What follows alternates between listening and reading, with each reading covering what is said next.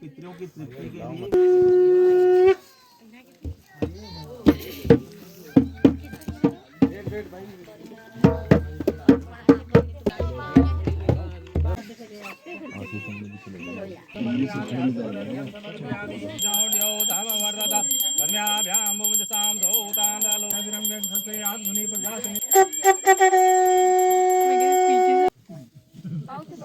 ओम योजक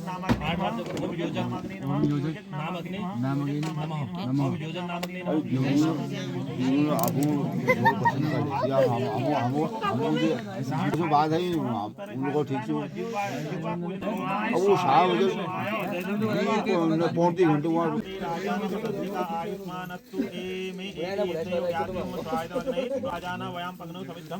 कर ले हाँ ऐसे हेलो सीधा करो और मेहनत करनी पड़ेगी तुम्हें अब। सखियां ने सजना मैं भी सबरना है अज दिन चढ़िया तेरे नाम दा वे संसार में अटल रहे, ऐसी भावना करते हुए ध्रुव दर्शन हाँ देखो वो जल तो रहा है वो तारा, देखो ध्रुव तारा है और तुमने कहा हाँ दिख रहा है मुझे। अगर उन्होंने कह दिया तो वहाँ है तो है, उन्होंने कह दिया है तो है, मान लेना है। मेरा हृदय है वैसे ही तुम्हारे हृदय है, मतलब तुम्हारे और विचार इनके विचार मिलने चाहिए आज से ना। जैसे मेरा मन है वैसा ही तुम्हारा मन होना चाहिए, विचार मिलने चाहिए, तभी घर गृहस्थी की गाड़ी साथ चलती है। तुम्हारे मन में हुई कि मैं घर में मतलब 4 लोगों को बुला करके फंक्शन करूं या पूजा पाठ करूं और उसका मन नहीं हुआ तो घर में कलह हो जाएगा। दोनों के विचार मिलने चाहिए, तब घर गृहस्थी की गाड़ी बैलेंस से चलती है। दोनों का हृदय भी मिलना चाहिए। तस्मिन् मम सम्मितम गृहीताम। आज के बाद तुमने घर में कोई भी शुभ अवसर पे कोई आयोजन किया, धर्म किया, यज्ञ किया, पूजा किया, पाठ किया, तो इनकी सहमति लेनी है। ये इनका पहला वचन है। आपको स्वीकार है? स्वीकार है बोलो। ये क्योंकि आप यहाँ समाज में यहाँ देवता भी विराजमान है, ब्राह्मण भी है, सभी समाज विराजमान है। ये शर्तों को अपने जीवन में धारण भी करना है। अभी हाँ हाँ कर देना है, बाद में फिर इस कान से सुना इस कान से निकाल दे। दोनों के लिए है मैं, इसी से आगे घर गृहस्थी में गड़बड़। थोड़ा ये ना ऊपर थोड़ा ऊपर कर ले कान खुले। हाँ दूसरा इनका शांत रहो ना थोड़ी देर। दूसरा इनका वचन है, दूसरा वचन है दानम कुर्यात् तस्मिन् मम सम्मितम गृहीताम। कोई भी दान करो, तीर्थ में करो या कहीं भी करो, तो उसमें इनकी सहमति ले लेना, ठीक है ना।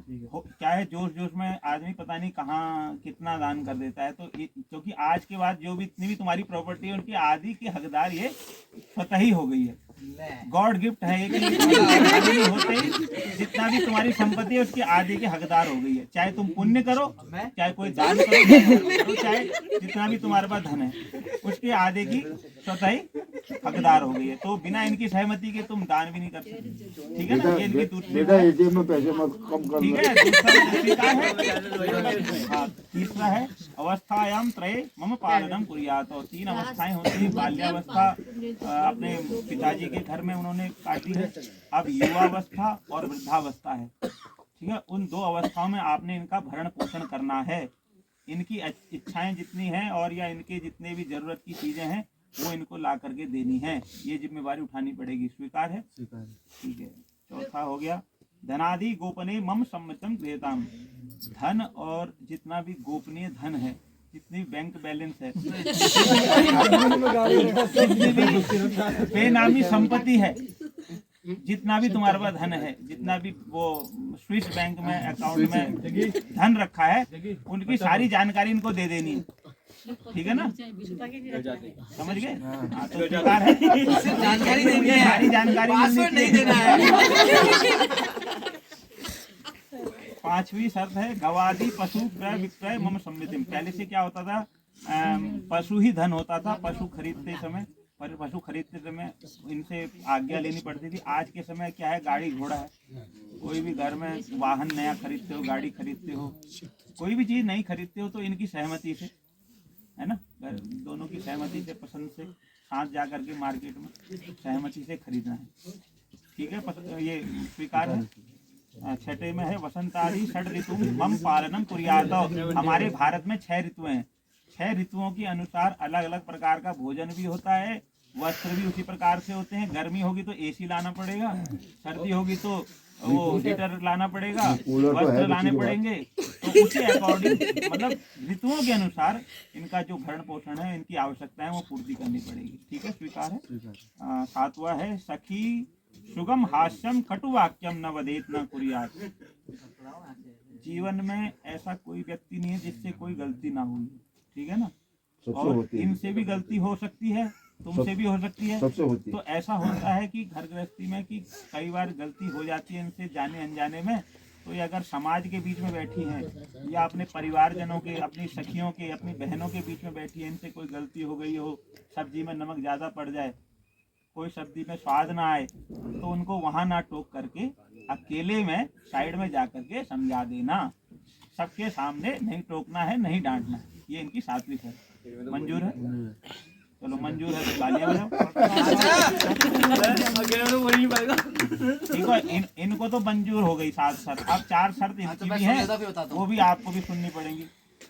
ठीक है, वर्चत्वारि वाक्यानि उद्याने मद्यपाने च पितागृहे गमनेन च आज्ञा भंगम न कर्तव्यम वर वाक्यम चतुष्टकम। इनकी 4 शर्तें हैं कि आज के बाद किसी भी उद्यान में, मतलब पार्क में और बगीचे में और जंगल में जहाँ व्यक्ति नशा कर रहे हो, दारू पी रहे हो, जुआ खेल रहे हो, उन क्षेत्रों में अकेले ना तो जाना है, ना इनको जाने का मतलब प्रोत्साहन करना है।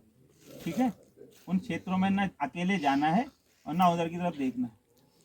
उद्याने मद्यपाने च पितागृहे गमनेन च।